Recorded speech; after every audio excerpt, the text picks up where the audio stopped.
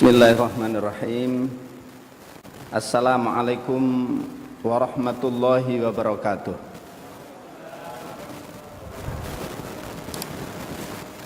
Alhamdulillah wa syukurillah wa ni'matillah wa la hawla wa la quwata illa billah.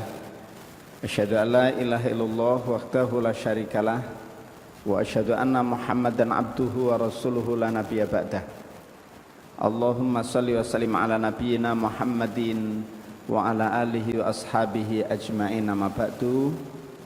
Ya ayyuhalladzina amanu taqullaha haqqa tuqatih wa la tamutunna illa wa antum muslimun.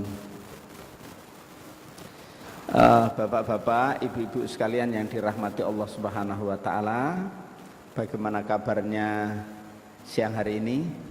Alhamdulillah. Keluarga sehat semua ya? Alhamdulillah. Tidak ada yang sakit? Ada, mudah-mudahan lekas sembuh. Di dalam manajemen nikmat, rasa-rasanya kalau hanya sekedar sakit gigi itu masih zalim jika kemudian kita sambat itu. Karena di antara yang diujikan oleh Allah yang sedikit itu, yang menurut hati kita, perasaan kita ini menyusahkan itu, karunia Allah yang lain ini banyak sekali. Nah, tetapi kalau membahas ini paling tidak butuh 1 jam, dan kemarin sempat live di Suara Muslim ya terkait dengan ini. Hari ini itu temanya adalah meraih cinta Allah pasca Ramadan. Bapak Ibu, ibu-ibu ini ada yang masih nyaur enggak ini ya? Sudah enggak ada yang nyaur ya? Berarti sudah lunas semua. Alhamdulillah. Kalau bapak-bapak saya yakin enggak ada yang punya hutang puasanya, benar ya? Nah, tapi kok ndelok wajah ono sing senyum iki tandane bagi. Alhamdulillah. Itu karunia dari Allah. Nah, kalau boleh tanya sekalian, berapa skor puasa kita ini, Mbak? Kalau boleh diskor, boleh dinilai, dan yang bisa menilai diri kita sendiri, itu kira-kira berapa, Pak, skornya, Pak? 100 ya? Alhamdulillah. Nah, Bapak Ibu, kalau anak sekolah SD, ini sekolahnya ini lebih panjang dibanding ujiannya. Jadi masa belajar usia SD itu 6 tahun, ujiannya 1 minggu. Nah, berarti kan masa belajarnya lebih lama, kemudian masa ujiannya pendek, hanya 1 minggu. SMP ataupun SMA masing-masing itu masa belajarnya itu adalah 3 tahun, dan masa ujiannya ini adalah 1 minggu juga. Berbeda dengan sekolahnya Allah. Kalau sekolahnya Allah itu sekolahnya pendek, ujiannya panjang. Sekolahnya Allah masa belajarnya itu adalah 1 bulan. Ramadan itu adalah tempat untuk belajar kita, gembleng diri kita. Itu masa belajarnya. Belajar untuk menahan amarah, belajar untuk berbagi, belajar untuk menahan lapar, belajar untuk menjaga penglihatan kita, pandangan kita, belajar untuk mengambil waktu-waktu tilawah kita. Jadi itu masa-masa belajarnya. Ujiannya itu panjang. Berapa lama? 11 bulan itu ujiannya. Jadi kita ini masa-masa ujian, karena sekolahnya sudah selesai. Nanti akan ketemu lagi sekolahnya, itu adalah Ramadan yang akan datang, dan itu belum tentu kita sampai di sana. Jadi itu masa belajarnya. Lah sekarang kita masa ujiannya. Nah, pertanyaannya, masa belajar kita ini kan kita bersungguh-sungguh. Ono sing wis khatam Al-Qur'an waktu Ramadan, Pak? Banyak. Pertanyaannya, sekarang di masa-masa ujian kita ini sudah dapat berapa juz, Pak? Iya. Kalau Ramadan kita masa belajar bersungguh-sungguh, itu kita sholat qiyamul lail atau qiyamul Ramadan, sholat taraweh. Berapa rakaat Pak? Ada yang 11, ada yang 23 ya. Nah, kemudian pertanyaannya di masa ujian kita ini ya, 11 bulan yang kita sudah dapat 1 bulanan ini, hampir selesai bulan Syawal, itu kira-kira Pak dapat berapa rakaat sholat tahajudnya? Ono sing jam 3 wis tangi Pak? Alhamdulillah tangi semua ya Pak ya. Tanginya ngelihat HP apa sholat? Oh iya, ini bedanya gitu kan. Apa maneh ono sepak bola, Masya Allah ya kan. Sepak bola itu luar biasa itu. Nah, saya pernah membayangkan begini Pak, kalau Rasul hidup sezaman dengan kita, kira-kira ndelok sepak bola apa enggak ya?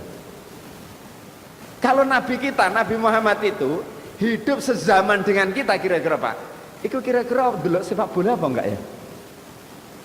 Hah? Coba bayangkan kalau Rasulullah hidup sezaman dengan kita, mari bersama kita nonton sepak bola Pak, bayangkan akan begitu anunya, akan menjadi contoh Rasulullah itu. Nah untungnya kok tidak hidup sezaman kita Pak ya.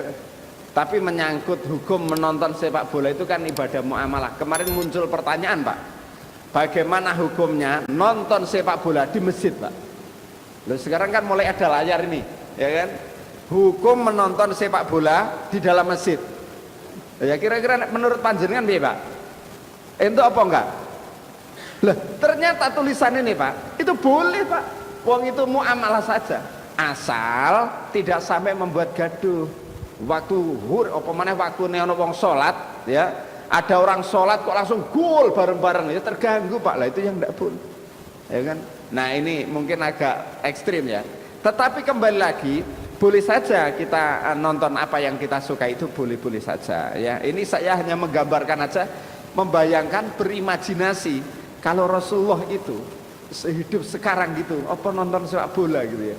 Nah gitu kan ya, mungkin kita akan menjawab ya bisa jadi bersama kita nonton sepak bola Ustaz gitu. Tapi mungkin akan begitu tidak bergunanya waktu itu ya. Nah, tapi nonton bola sekali lagi boleh ya sekalian. Nah berapa skor kita sekarang?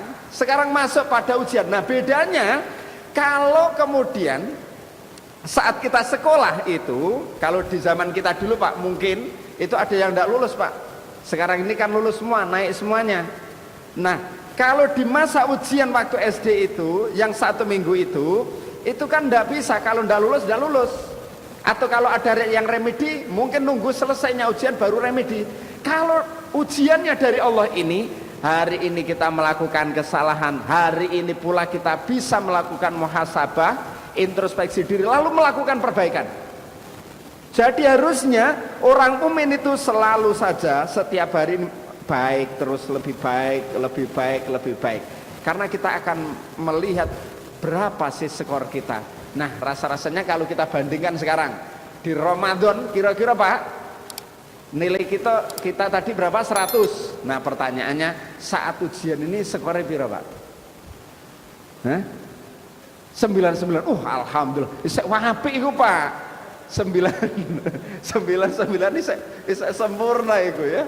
Masya Allah. Nah ini sebagai cara kita mengevaluasi diri kita Bapak sekalian. Nah sekarang bagaimana cara meraih cinta Allah pasca Ramadan ini Bapak Ibu sekalian?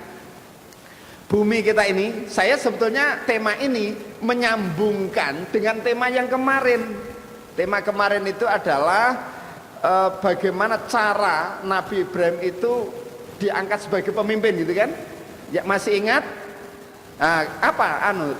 cara kerjanya? Fa'atam mahun. Nah selalu sempurna di dalam mengerjakan tugas, entah tugas dari Allah ataupun tugas dari orang lain. Sempurna di mana? Sempurna sebagai seorang pemimpin, sempurna sebagai seorang manajer, sempurna sebagai anak buah dan lain sebagainya. Jika sempurna kita melakukan, maka bonusnya banyak, itu kan?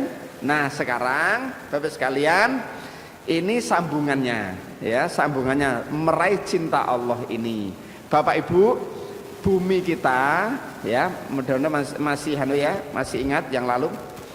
Bumi kita ini isinya berapa orang Pak populasinya? Nah, ada yang tahu Pak? Nah, kalau di Sampurna sini Pak, pegawainya berapa Pak? Ada 5.000? 4.000 ya, 4.000-an. Nah, bumi kita ini Pak, itu isinya ya, populasinya itu sekitar 7,8 miliar Pak. Paling banyak itu di Cina Pak. Paling banyak di Cina itu mencapai 1,4 miliar. Itu di Cina Pak. Di India itu 1,3 miliar. Kemudian di Amerika itu sekitar 400-an orang, 400 jutaan. Di Indonesia sekitar 280-an juta. Dan itu berarti termasuk kita dan yang lain-lain lebih banyak lagi. Nah, paling banyak adalah Cina. Nah, Bapak sekalian, Cina itu kan keren ya Pak ya. Ini ada Cina nggak Pak ya? Ada ya? Keren Pak itu aktivitasnya itu. Kita makanya dulu itu Pak, muncul sebuah nasihat, tuntutlah ilmu sampai ke negeri Cina. Lu berarti ada sebuah peradaban di Cina itu. Kemarin waktu Covid itu 1 minggu bangun rumah sakit ya. Lah karena orang muslim itu setelah mendapatkan nasihat tidak ada yang belajar ke Cina, makanya orang Cina datang ke Indonesia ngajari awake dhewe. Jadi ngono Pak, ya kan? Ngajari awake dhewe kabeh karena tidak ada yang mau ke sana untuk belajar sesuai nasihat ini. Masya Allah. Nah, tapi kita satu sisi urusan akidah selesai ya Pak ya. Urusan akidah selesai, tapi tentang ilmu pengetahuan, tentang bagaimana meningkatkan ilmu pengetahuan, kompetensi dan lain sebagainya, boleh saja kita belajar dari negara yang lain atau negeri barat pun boleh menurut saya ya. Tapi akidah selesai. Nah, akidah selesai. Nah, dari 7,8 miliar manusia itu ternyata yang dicintai oleh Allah itu tidak banyak. Yang dicintai oleh Allah hanya sedikit yang dicintai oleh Allah ya.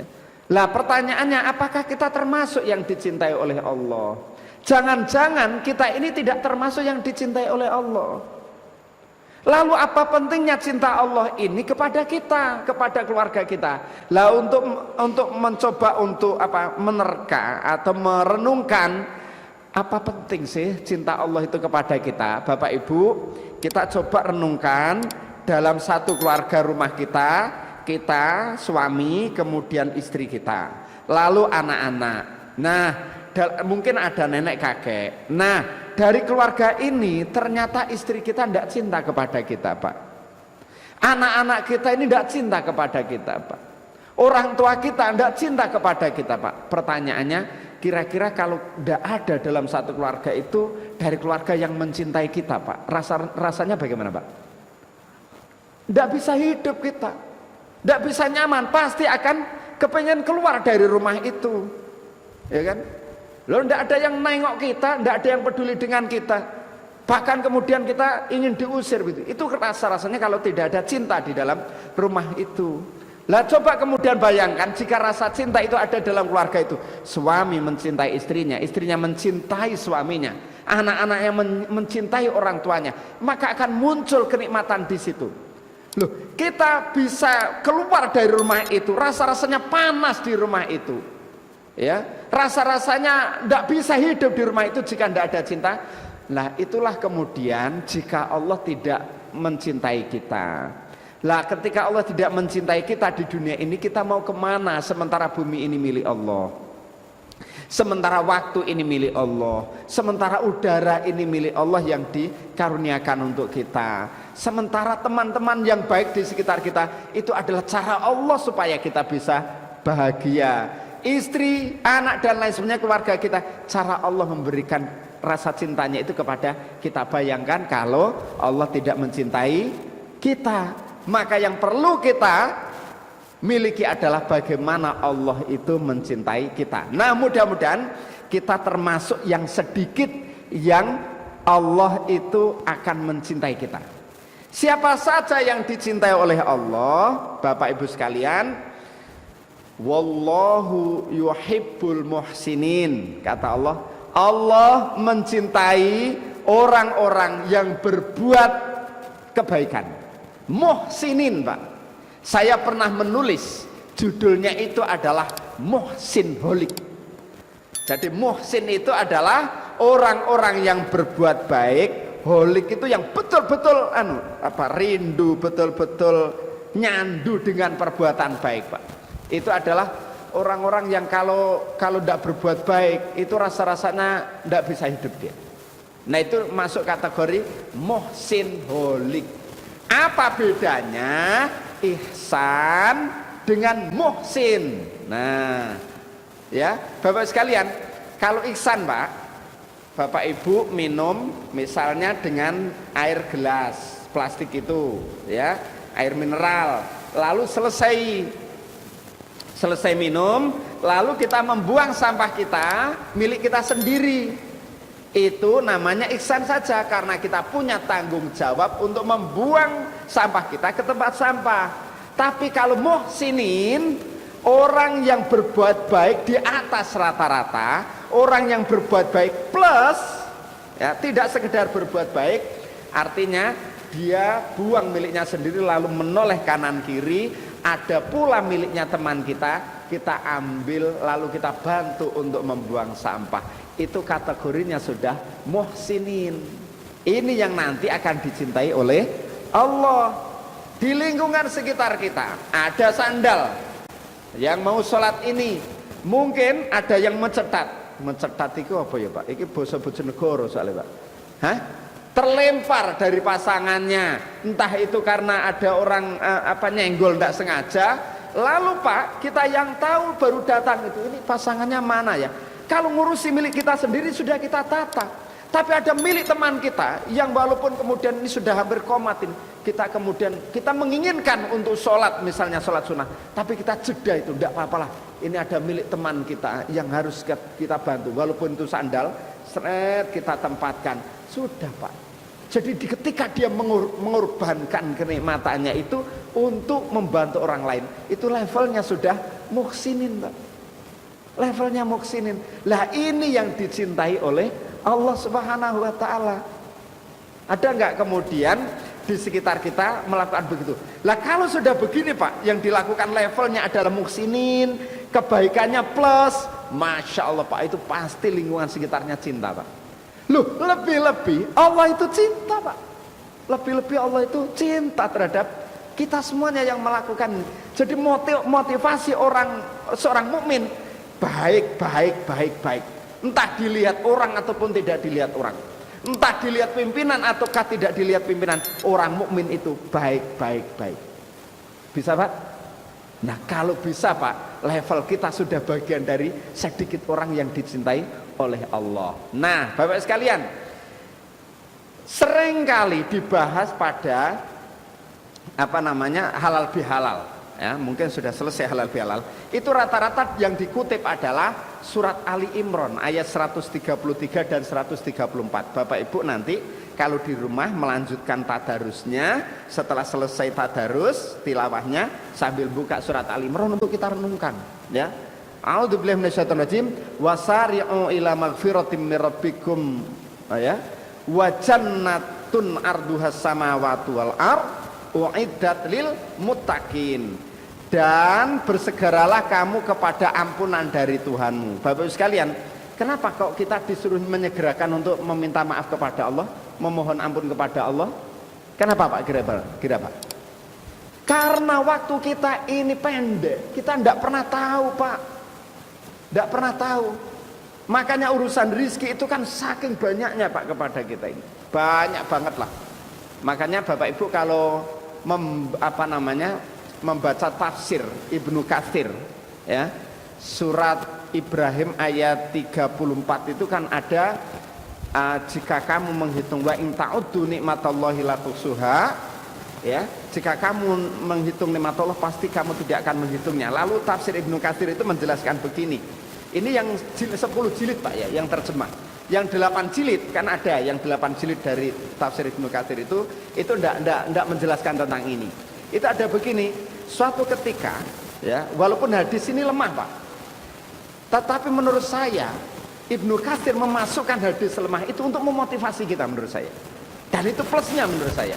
Nah, kemudian itu di akhirat manusia itu masing-masing akan diberikan 3 diwan. Diwan itu bukan DPR Pak ya, bukan Dewan Perwakilan Rakyat. Di sini ada nggak kemarin yang nyalonkan DPR?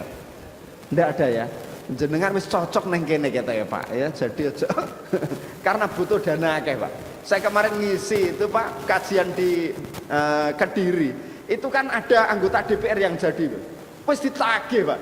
Ditagih. Ini Ustaz barusan jadi tapi selali ya BD baru ini baru sedang bangun tapi gak nyumbang belas. Saya bilang Pak iku lho deloken sampean delok wis tenger-tenger iku durung balik duwe kok wis sampean jaluki wis jarno dhisik tugas. Lho pancen entek akeh Pak. Saya punya temen itu habisnya 4 miliar 4 miliar Pak. Jadi sampai pinjam-pinjam untungnya jadi ya nomor terakhir lagi. Allah karim Pak, wis kita ini menikmati. Tapi kalau panjenengan berbakat boleh, berbakat dan punya duit akeh, investornya akeh, nggak apa-apa. Iki sampai endi mau? Sampai lali. Nah, Bapak sekalian, jadi kenapa kok kita ini diminta untuk menyegerakan? Ya, ya karena kita tidak pernah tahu Pak urusan dosa tadi ya. Ya. Lalu diwan itu saya sampai lupa ya. Diwan itu nanti diberikan di akhirat itu. Apa yang diberikan diwan itu catatan di dalam tafsir ini kan diberikan satu tafsir diwan atau catatan amal baiknya ibaratnya 1 gelas, lalu amal buruknya atau dosa 1 gelas, lalu nikmat Allah yang diberikan itu 1 gelas. Nah Allah itu berfirman kepada nikmat yang paling kecil yang orang tidak menganggapnya itu sebagai nikmat ya. Kita bisa bernafas ini kan kita lupakan begitu kan, itu paling kecil itu. Lalu Allah berfirman wahai nikmat yang paling kecil ambillah hargamu dari amal baiknya. Lalu tiba-tiba diambil dari nikmat yang paling kecil ini Pak, seret amal awake dhewe ku entek Pak, maka akan tampak dosa yang menggunung dan nikmat Allah yang begitu luasnya. Saat itu kemudian wujuhu yauma idin khosi'ah, tertunduk Pak kita Pak, malu di hadapan Allah, tidak punya amal. Maka pada surat Ibrahim lanjutan kemudian Al-Hijr pada berikutnya itu kan banyak orang menyesal pada akhirnya. Ya Allah berikan waktu saya kesempatan 1 hari saja untuk hidup lagi di dunia. Tidak bisa sudah ya, tidak bisa. Nah lalu Allah bilang kepada orang-orang yang dicintainya yang punya amal seperti kita ngaji semacam ini Pak, itu akan menjadi amal kita jika ikhlas nanti, dan insya Allah ikhlas semuanya.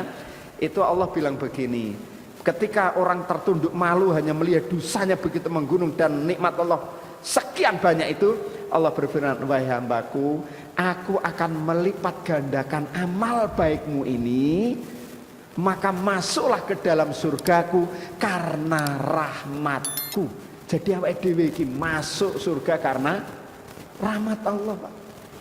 Karena rahmat Allah. Makanya nanti itu Pak ada orang itu yang senyum-senyum Pak.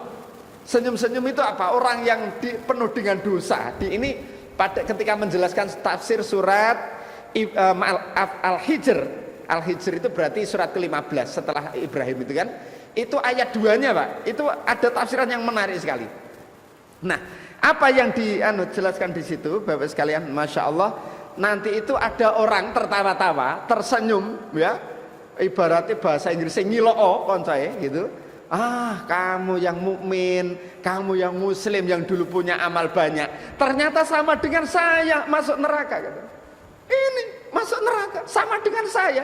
Dia senyum-senyum begitu kan, tertawa-tawa, ternyata sampean niku susah payah ibadah, menekuk kakinya, kemudian susah payah baca Al-Quran, puasa, ternyata sama dengan saya. Karena orang muslim itu akhirnya menjawab begini Pak, iya saya menyadari karena saya juga punya dosa, wajarlah saya juga bersama kamu di sini. Tapi Pak, kemudian setelah itu Allah mengangkat orang-orang muslim ini, mukmin ini diangkat untuk dimasukkan ke surga. Di situ kemudian penyesalan orang-orang yang tidak baik ini. Andai kata seumpama saya ikut orang muslim seperti Anda, saya tentu tidak ada di sini. Itu nanti Pak pada surat Al-Hijr itu dijelaskan di situ. Nah ini gambaran-gambaran di sana.